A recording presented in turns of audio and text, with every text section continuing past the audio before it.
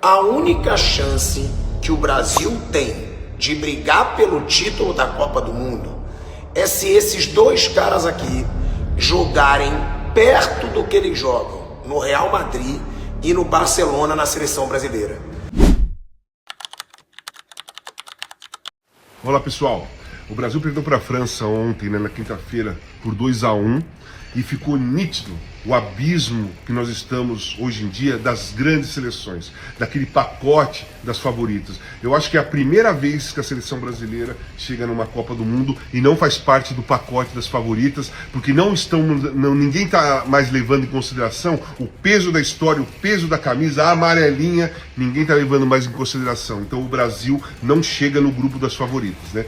Argentina, França, Inglaterra, Portugal, Espanha são as 5 favoritas à Copa do Mundo, pelo menos antes de começar. O que mostrou? O Brasil está longe do entrosamento necessário para competir com esses times. O Brasil ainda não definiu uma equipe titular e ainda leva azar que os caras se machucam nos 2 últimos amistosos, não dá para colocar a base que o Ancelotti tem na cabeça. Essa convocação veio muitos jogadores, muitos jogadores que pela primeira vez na seleção, então ainda tem fase de teste, mesmo sendo os 2 últimos amistosos, estão em fase de teste para tentar arrumar uma vaga entre os 26 e o Carlo Ancelotti decidir o seu grupo até 18 de maio, que é a última convocação. O que mostrou, pelo menos para mim, nesse amistoso, com uma grande equipe? Nós estamos longe do entrosamento deles. Nós não temos a personalidade coletiva que eles já têm. Nós não temos a competitividade, a segurança e a confiança do grupo, dos jogadores dentro de campo, como eles já têm. Eles têm uma equipe prontíssima, que sabe como se movimentar, o sincronismo do toque de bola, a movimentação, ultrapassagem, troca de posição. Assim, a França, sem muito esforço, deu um espetáculo jogando contra o Brasil. O Brasil conseguiu equilibrar o jogo em alguns momentos pela força de vontade, pela garra, pela luta, pela necessidade. Mas na bola, a França mostrou que nós estamos muito distantes. E o que acontece? A primeira fase da Copa do Mundo, ela é até mais fácil do que era antigamente, porque classifica possivelmente até a terceira do grupo. Então o Brasil não tem problema. As oitavas eu acho também que pode cair alguma coisa bem tranquila, não vai ser uma coisa difícil. Das quartas em diante, o Brasil ou chega e cresce durante a competição, ou pega confiança, ou cria uma personalidade coletiva, ou nós vamos voltar como nós voltamos para a Bélgica e nós voltamos para a Croácia em 18 e 22. O Brasil precisa correr, mas correr muito para chegar próximo desses caras da Copa do Mundo e crescer durante a competição, para poder sonhar, quem sabe, em chegar numa final. Mas o Brasil está muito distante disso. A seleção brasileira está muito longe dessas grandes seleções. A única chance que o Brasil tem de brigar pelo título da Copa do Mundo é se esses dois caras aqui jogarem perto do que eles jogam no Real Madrid e no Barcelona na seleção brasileira. O Rafinha é um monstro no Barcelona, é um dos melhores jogadores do mundo.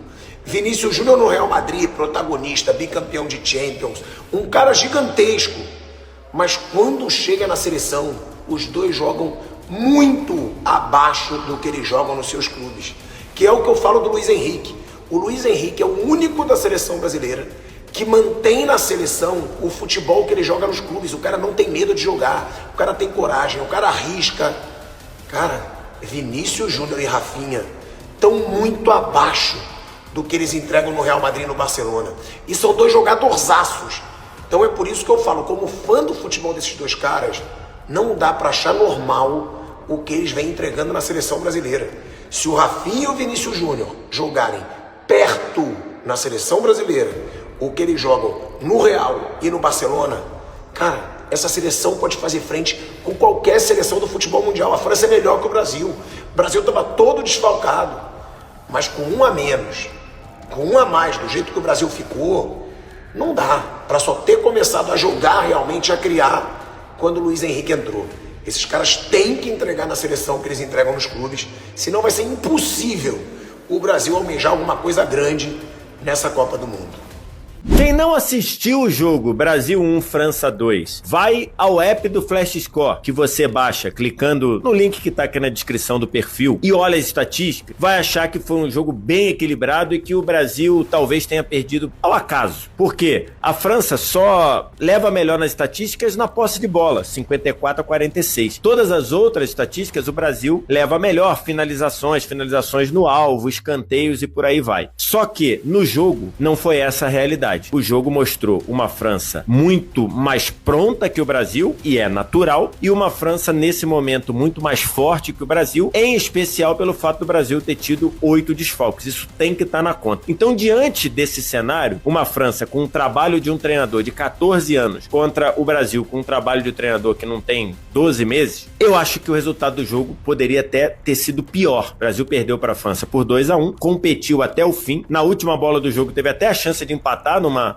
metida de bola do Bremer, que passou pelo Igor Thiago e passou pelo Vinícius também, mas o saldo do jogo é que o Brasil teve muita dificuldade contra a França. A defesa, a linha defensiva, sofreu demais, uma linha defensiva que praticamente nunca treinou junto. O Brasil sentiu muita falta do Bruno Guimarães, a ausência do Bruno Guimarães deixou o Brasil praticamente sem meio campo, um Brasil que não conseguiu fazer uma ligação do meio campo com o ataque, e para isso atrapalhou demais uma partida muito ruim do Casemiro com bola, em especial no passe curto. Passe longo até o Casemiro teve bem, mas no passe curto o Casemiro perdeu muitas bolas, inclusive o lance do primeiro gol, um golaço do Mbappé de cobertura, começa num passe errado do Casemiro, e no geral a sensação foi, a todo momento que a França acelerou o passe, a todo momento que a França aproximou seus jogadores, a França levou perigo e a França mostrou que poderia dominar o Brasil. A expulsão do Upamecano no início do segundo tempo, talvez na única vez que o Wesley pôde jogar nas suas características, inclusive atacando o corredor, gerou a expulsão do Upamecano, ela modificou um pouco o jogo, a França se segurou um pouco mais, com 1 a menos aumentou para 2-0, teve a chance de fazer o terceiro em 2 escapadas depois, e aí sim, na reta final, com as trocas, que foram boas trocas, o Brasil melhorou, passou a empurrar um pouco a França para trás. Mas, no geral, o Brasil foi dominado pela França e poderia ter sido bem pior que o 2-1. Alguma surpresa? Nenhuma. Para mim, o estágio que o Brasil tá hoje é esse mesmo. A esperança do Brasil? Os 20 dias de treino que o Brasil terá sob o comando do Ancelotti depois da seleção convocada a partir do dia 25 de maio. A gente hoje tem uma geração de pessoas entre 20 e 30 anos que nunca viram o Brasil, não é ganhar a Copa do Mundo, é disputar um título, que é a geração 7-1. E embora a gente bata no peito e fala, que só a gente é penta, a gente literalmente vive da tradição e do passado no futebol, quando a gente se coloca nessa posição de grandeza. Nesse ciclo, por exemplo, foram 34 jogos, eu fui dar uma olhada nos jogos do ciclo, 34 jogos. A gente se acostumou a ser derrotado nesse ciclo. A gente tem 10 vitórias e mais jogos sem finais felizes do que vitórias. E a gente perdeu 2 vezes da Argentina, a gente perdeu do Uruguai, da Colômbia, a gente perdeu do Senegal, a gente perdeu do Marrocos, Japão, a gente empatou com a Venezuela em casa, a gente empatou com a Costa Rica na Copa América, aliás, nem na semifinal da Copa América a gente chegou.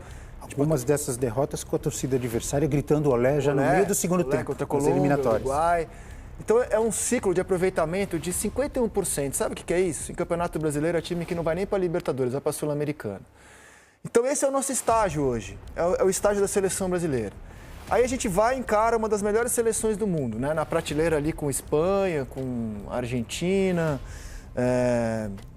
Argentina e... Portugal, de repente. Portugal, sei lá. Mas essas 3 são as melhores. Essas 3, né? Espanha, Argentina e Portugal, França. Assim, a gente está num estágio abaixo. Nesse sentido, eu tô com os amigos aqui. Foi um jogo digno. Assim, se você está indignado, é que você estava esperando algo que a seleção não mostra há muito tempo. Há muito tempo. Nesse sentido, a gente saiu do jogo de ontem, fizemos um jogo digno, né? Pegamos uma seleção que hoje é muito melhor. Quem sabe até a Copa, a gente não... acontece alguma coisa, a gente encurta a diferença. Sobre o meio campo, óbvio, você olha o time, tem um buraco no meio campo. Estou tentando entender a ideia do Ancelotti, que é a mesma que o Dorival teve contra a Argentina. Ele olha para a geração, a Argentina naquele jogo tinha Enzo Fernandes, Depou, McAllister, Paredes e Endo Almada no ataque com o Julián Álvares. Os caras têm meio campo. A Espanha tem Rodri, Pedri, Fabian Ruiz, Dani Olmo, os caras têm meio campo, então eles preenchem meio campo. A gente não tem jogador de meio campo. Então eu acho que o Ancelotti olha para o nosso elenco. Eu já acho, eu penso diferente. Ele olha pro Eu acho que ele tinha material humano para treinar, para testar, e ele não quis. É porque a gente tem uma leva de jogadores muito parecidos que jogam por fora, esses atacantes de beirada, extremos, e a gente fica insistindo com um monte deles o tempo todo. E sempre troca 6 por meia dúzia, né? Não que eu não gosto, acho que são todos de bom nível. Preencher o meio campo, claro que se a gente tivesse jogador de meio campo, o Ancelotti seguramente estaria preenchendo o meio campo. Eu acho que ele está vendo uma carência brutal no setor e está apostando naquilo que a gente tem de melhor, são os atacantes. Tentando fazer esses atacantes suprirem a carência de meio campo. Até agora não deu certo. Então, mas esse é o grande problema, porque eles não vão conseguir, eles não vão suprir. Não, aí tudo bem. Com 4 não vai suprir. Mesmo. Com 4 não vai suprir. No mínimo você tem que ter 3. No mínimo. E eu acho que essa seleção hoje em dia, sem confiança, sem conseguir ter um entrosamento necessário, eu ainda botaria 4. Eu botaria 4 jogadores de meio.